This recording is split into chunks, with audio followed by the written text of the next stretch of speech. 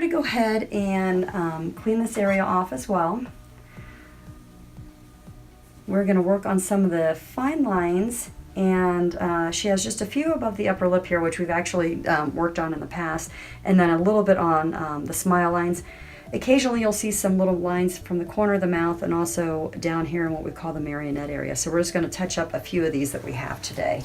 So we're just treating a few of the little lines above the lip here.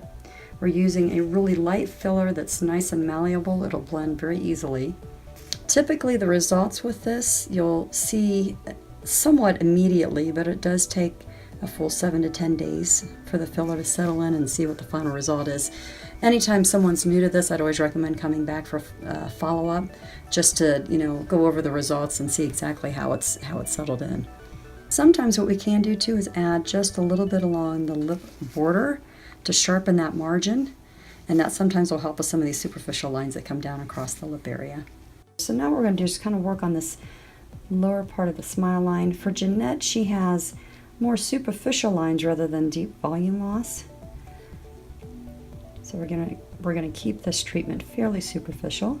You may get a little bit of swelling after the treatment, but in general it should still look pretty natural. And again, we're gonna work on the corners here. Sometimes we tend to get a few little lines down in those areas, and we're gonna build that lattice work that we talked about to kind of help keep the corner of the mouth up where it should be.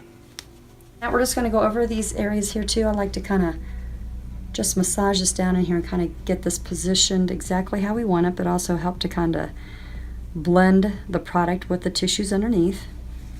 So that's it today for the Botox and the dermal fillers.